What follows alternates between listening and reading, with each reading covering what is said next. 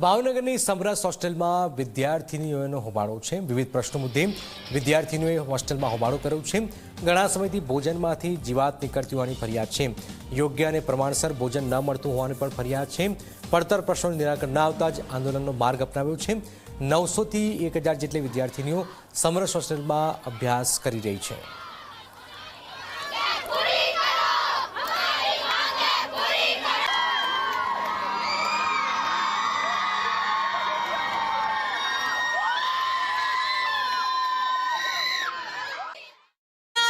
अधिकारी एवा 3 વર્ષમાં મેં પહેલી વાર જોયા છે।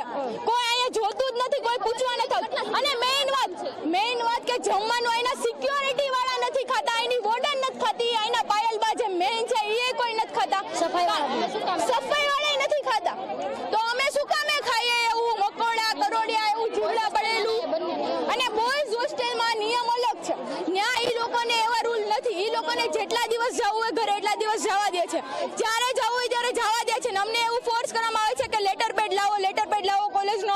અમને અહીંથી જવા દેવામાં આવતા નથી, અમારી ઘરે નથી જવા દેતા આ લોકો અમને, અને અમને ટોર્ચર કરે છે।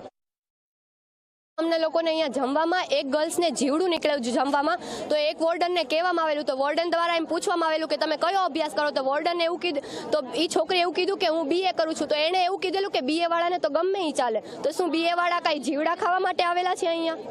અને રજા બાબતે અમને લોકોને પ્રોબ્લેમ છે। અમને અહીંયા કોઈ બી કાર્યક્રમ હોય તો ગર્લ્સ લોકોને રજા લઈને જવું હોય તો બી લઈને જવા દેતા નથી।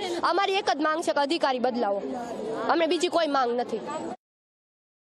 આજના બનાવમાં અત્યારે મને ફોન આવ્યો કે બહેનો આ રીતે અનશન પર બેઠા છે, એમને ભોજનની તકલીફ છે, એટલે મેં આવીને એમની સાથે ચર્ચા કરી કે તમને જે પ્રશ્ન હોય તમે લેખિતમાં આપો, તેને 1 by 1 આપણે સોર્ટ આઉટ કરીએ।